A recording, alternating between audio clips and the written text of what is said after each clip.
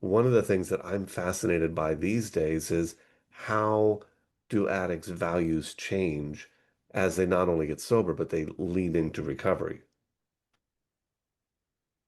I've got a couple thoughts as you were saying, because there's so much you shared. One, I guess I'm thinking I have the betrayed partner in my ear. So if you really value independence and autonomy, then why did you sign up for this relationship? You signed up for a committed monogamous relationship, and you told me that's what you committed to, but then you did something different and you didn't tell me about it. So I feel like there's that. Maybe it's the disparity, and maybe that's what you're talking about too, between what my professed values are Yeah. versus what I actually value. Which brings me to the second thing is, sometimes we have to like peer behind the curtain around what I actually define as my values. So if I say, for example, intimacy, I value intimacy. What the heck do I mean? Intimacy is Hmm. important. For a lot of addicts, I don't know for you guys, a lot of my work with addicts is intimacy is not intensity. So they think, oh, intensity is, this dopamine rush. That's what intimacy is. So the first part of a relationship I can do great in, there's all this intensity. I can love bomb my partner.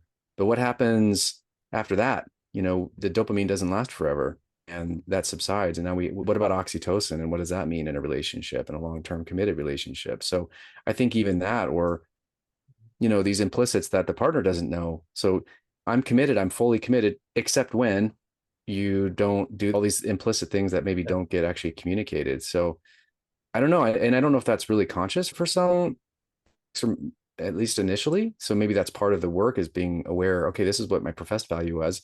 But I love how you said that, Tim. Like what I'm actually operating under are a different set of values. And then in recovery, how do I actually, what are my true values? Do I really line up with things that I professed, or is it something different that I have to actually come to terms with? And I think that's a bigger conversation.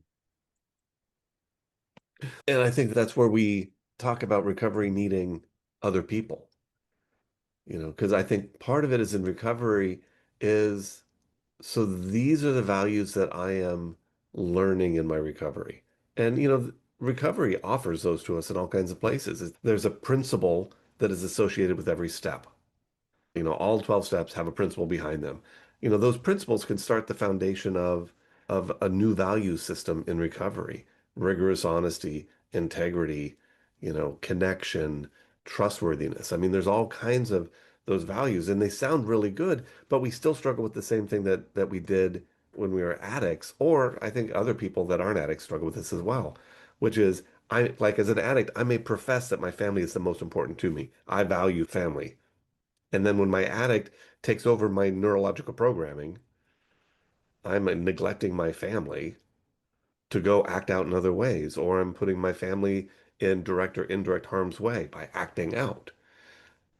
When we get into recovery, if it's, oh, I value family,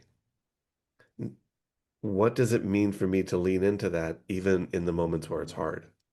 I really want to go do this thing, but I'm showing up for my family, or rigorous honesty. I just got a good deal. I noticed that something that I bought, I don't think that the people actually charged me the right price. And it worked in my favor. What I think it's interesting. So I think it shifts to I want to value family. So Mm, instead of addicts saying, I value family, I do, and the partner going, no, you don't. Look at what you just did. And this kind of argument happening. And that can happen between partners, that can happen with therapist and client because they think addicts really, yes, I do. Yes, I do really value these things. Because in their heart of hearts, they probably do. But it's this shifting the vernacular or the jargon to I want to. And as soon as I say that, the difference between I do and I want to me, there's a energetic shift.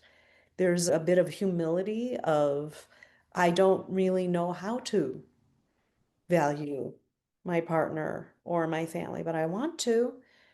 And so then maybe there can be this opening to how do I do that?